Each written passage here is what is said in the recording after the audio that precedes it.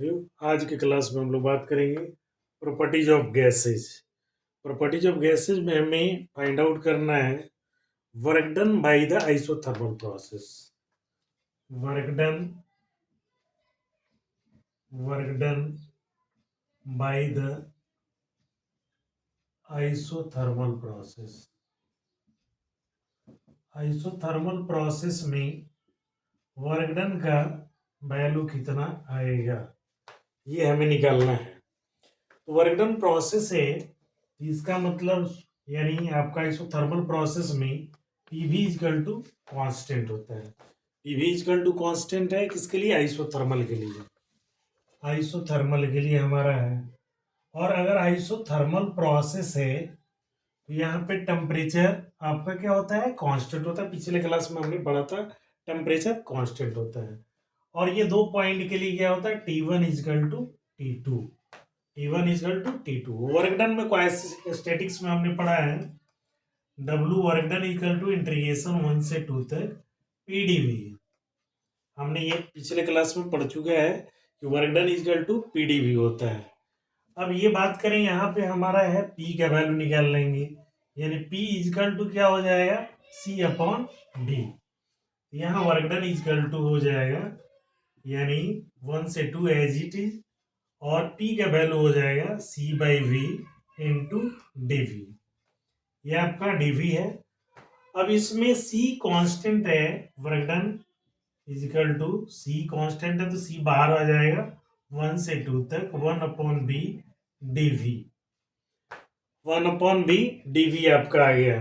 C यानी आपका हमने पढ़ा था आपका वैल्यू P का वैल्यू आया निकाल लिए हैं। 1/B इंटीग्रेशन के लिए 1/B इंटू क्या होता है? अगर DV है इसके लिए वैल्यू ln B लिख सकते हैं और या log B भी लिख सकते हैं, यानी ln B या log B लिख सकते हैं इसमें। अब इसमें C का वैल्यू हमारा आइसोथर्मल प्रोसेस के लिए C का वैल्यू देखेंगे। Isothermal process PV equal to C है। अगर दो पॉइंट के हमने लिया है तो P1 V1 equal to P2 V2 equal to आपका कितना हो जाएगा? C हो जाएगा। P1 V1 P2 V2 equal to आपका C हो जाएगा। इसमें हम वैल्यू पुट करेंगे, पहले इसका वैल्यू पुट करते हैं, यानी वर्क डन इक्वल टू कितना है आपका C। अगर इसका वैल्यू हमने निकाला है तो कितना हो जाएगा? आपका ln में लेते हैं तो ln आपका ln वैल्यू 1 से 2 तक जाता है। ln वैल्यू कितना जाता है? 1 से 2 तक, और यहाँ आ जाएगा क्या वैल्यू? V आ जाएगा। अब ये देखते हैं ये WD यानी work done equal to C, ये वैल्यू आपका अपर का देंगे ln V2 minus ln V1। अब यहाँ वैल्यू हमारा क्या है? C हमने लिया है, C कांस्टेंट है। ये कांस्टेंट के लिए PV इक्वल टू C है, P1 V1 equal to P2 V2 equal to C value है P1 V1। तब इस कंडीशन में हमने ln 2 की जगह हम वैल्यू देंगे P2 V2 का, और ln 1 की जगह देंगे C के लिए P1 V1 का। ये हमने C से किया यहाँ पे WD इक्वल टू यानी वर्क डन इक्वल टू, ये C के वैल्यू हमने क्या ले लिया? ये वैल्यू लेंगे यानी P2 V2 P2 V2 ln V2 minus यहाँ C लिया, ये क्या हो गया? P1 V1 और यहाँ पे ln V1 हो गया। अब देखिए हमने पढ़ा है गैस इक्वेशन में ही हमने पढ़ा है PV equal to MRT। PV equal to हमने क्या पढ़ा है? चूंकि PV इक्वल टू हमने पढ़ा है MRT। इस कंडीशन में अगर P1 V1 लेंगे तो ये हो जाएगा MRT1, और अगर P2 V2 लेंगे ये कंडीशन में आ जाएगा MR आपका T2। यहाँ पर वैल्यू पुट कर देंगे, यानी WD equal to work done equal to ये वैल्यू हो जाएगा MR T2 ln V2 minus ये हो जाएगा MR T1 और ये हो जाएगा ln V1।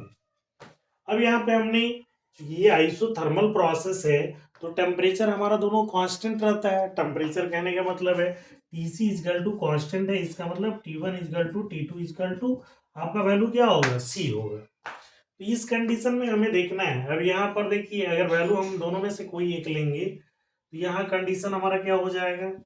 यानी ये हो जाएगा WD इक्वल टू MR, यहाँ T2 की जगह हम वैल्यू ये पुट कर सकते हैं T1, यहाँ पर हो गया T1 ln V2 माइनस ये क्या हो गया एम आर टी वन और ये हो गया एल एन बी वन।